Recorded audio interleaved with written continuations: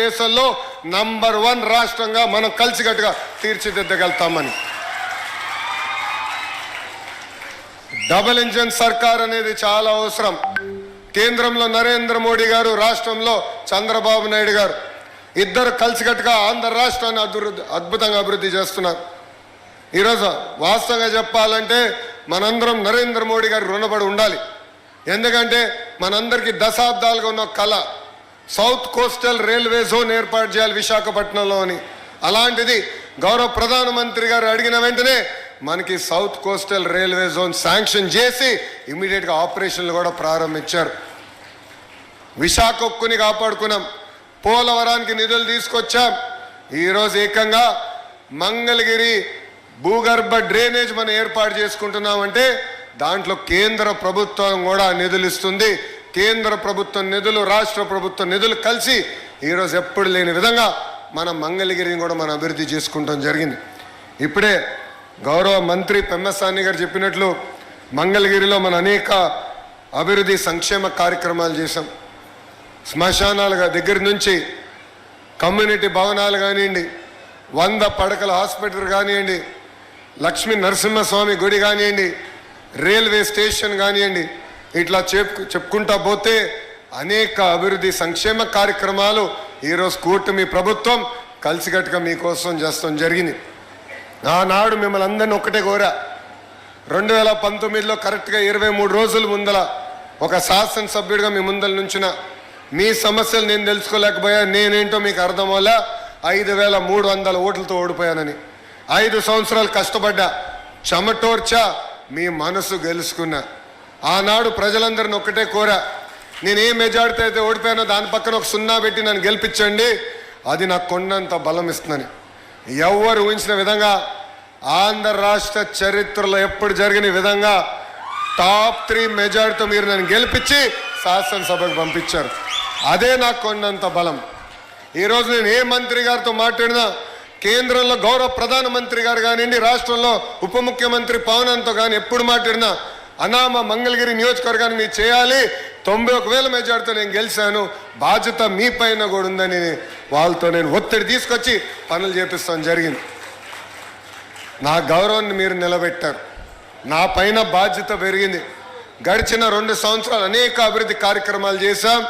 ఇది తొలి అడుగు మాత్రమే, ఇంకా అనేక కార్యక్రమాలు చేయాల్సిన అవసరం ఉంది. ఎన్ని ఆర్థిక ఇబ్బందులు ఉన్నా, అంటే ఈరోజు ₹1 సంపాదిస్తే ₹40 ఖర్చు అవుతుంది.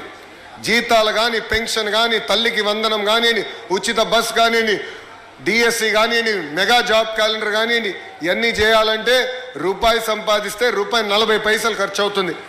అయినా కూడా పర్వాలేదు, ఇచ్చిన హామీ నిలబెట్టుకోవాలి, డబ్బులు ఈరోజు కాకపోతే రేపు సంపాదిద్దామని అభివృద్ధి పదంలో కూడా గౌరవ ముఖ్యమంత్రి గారు ఆంధ్ర రాష్ట్రాన్ని పరిగెత్తిస్తున్నారు. ప్రజలందరూ ఆలోచించాలి. 5 సంవత్సరాలు తీవ్రంగా నష్టపోయాం, పెట్టుబడి రాలేదు, పరిశ్రమలు రాలేదు. అలాంటిది ఆగిపోయిన పనులని తిరిగి ప్రారంభించాం. ఈరోజు రాయల్ ఎన్ఫీల్డ్ ఆంధ్ర రాష్ట్రాన్ని ఎత్తుక్కుంటూ వచ్చింది, ఒక గూగుల్ ఆంధ్ర రాష్ట్రాన్ని ఎత్తుక్కుంటూ వచ్చింది. ఇంకో పక్కన ఫైటర్ జెట్ తయారు చేసే ఆమ్కా కూడా ఆంధ్ర రాష్ట్రాన్ని ఎత్తుక్కుంటూ వస్తుంది.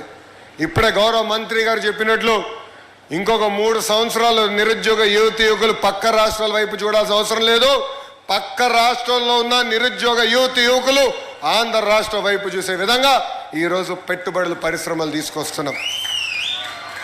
మా లక్ష్యం ఒకటే, అభివృద్ధి సంక్షేమం అనేది జోడెద్దుల బండి. 2 కలిసికట్టుగా ముందరికెళ్తేనే రాష్ట్రం అభివృద్ధి చెందుతుంది. అందుకే ఇది 2 కలిసికట్టుగా తీసుకెళ్తున్నాం. మీ అందరి ఆశీస్సులు ఎప్పుడు ఉండాలి, మీకోసం అహర్నిశలు కష్టపడడానికి మేమున్నాం. ఈరోజు మంగళగిరిలో భూగర్భ డ్రైనేజ్ కానివ్వండి, రైల్ ఓవర్ బ్రిడ్జ్ కానివ్వండి, ఇలా కేంద్రంతో సంబంధించిన అన్ని కార్యక్రమాలు మనం చేయగలుగుతున్నాం అంటే గౌరవ ఎంపీ పెమ్మసాని చంద్రశేఖర్ గారు ఉన్నారు కనుకనే. మన లక్ష్మీ నరసింహస్వామి గుడి కోసం ప్రత్యేకంగా స్కీము ఉండాలి. ప్రసాదం 2 ద్వారా ఏకంగా నిధులు తీసుకురావాలని గౌరవ మంత్రి గారు నేను కోరితే ఏకంగా టూరిజం మినిస్టర్ గారిని కలిసి ఆయన పక్కన కూర్చుని నాకు ఫోన్ కొట్టి ఆయన చేత కమిట్మెంట్ కూడా చేయించిన వ్యక్తి పెమ్మసాని చంద్రశేఖర్ గారు.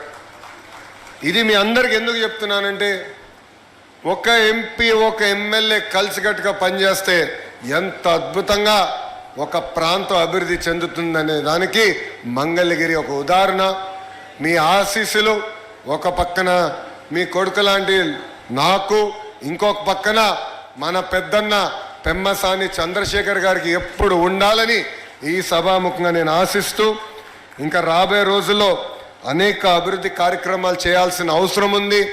మంగళగిరిలో ప్రత్యేకంగా అనేక పరిశ్రమలు పెట్టుబడులు తీసుకొచ్చి నిరుద్యోగ యువకులకి మన ప్రాంతంలోనే ఉద్యోగాలు కల్పించే దిశగా మేము పనిచేస్తామని సభాముఖం మీ అందరికి హామీ ఇస్తూ, నాడు నేడు ఎప్పుడు ఒకటి చెప్తా. ఎంతోమంది నన్ను అడిగారు, ఓడిపోయినది ఇక్కడ 91,000 మెజార్టీ ఎట్టు గెలిచామని. నేను వాళ్ళందరికీ ఒకటే చెప్పా, 5 సంవత్సరాలు కష్టపడ్డా, మంగళగిరి ప్రజలతో అనుసంధానమయ్యా, వాళ్ళ సమస్యలు తెలుసుకున్నా, వాళ్ళతో కలిసికట్టుగా జీవితాంతం ప్రయాణం చేస్తానన్న భరోసా కల్పించా. అందుకే నాకు ఆ మెజార్టీ ఇచ్చి గెలిపించారని చెప్తాం జరిగింది. ఇది రాజకీయ వేదిక కాదు.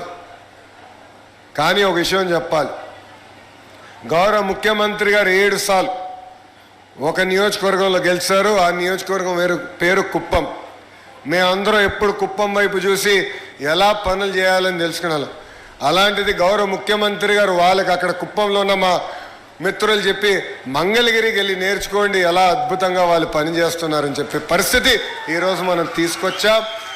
6 నిమిషాలు కష్టపడదాం, అన్ని సమస్యలు పరిష్కరించామని చెప్పట్లేదు, అన్ని కోరికలు తీర్చామని చెప్పట్లేదు. అది దేవుడి వల్ల కూడా సాధ్యం కాదు. కానీ మీకోసం పనిచేస్తున్నాం, కష్టపడుతున్నాం, 6 నిమిషాలు అందుబాటులో ఉంటున్నాం. మీ ఆశీస్సులు మాకు ఎప్పుడు ఉండాలని ఈ సభాముఖ ప్రజలందరినీ కోరుకుంటూ, నాకు ఇంత అద్భుతమైన అవకాశం ఇచ్చిన మీ అందరికీ, అదేవిధంగా గౌరవ ప్రధానమంత్రి శ్రీ నరేంద్ర మోడీ గారికి నా హృదయపూర్వక ధన్యవాదాలు తెలుపుకుంటూ మీ అందరి దగ్గర నుంచి సెలవు తీసుకుంటున్నాను. జై హింద్, జై హింద్.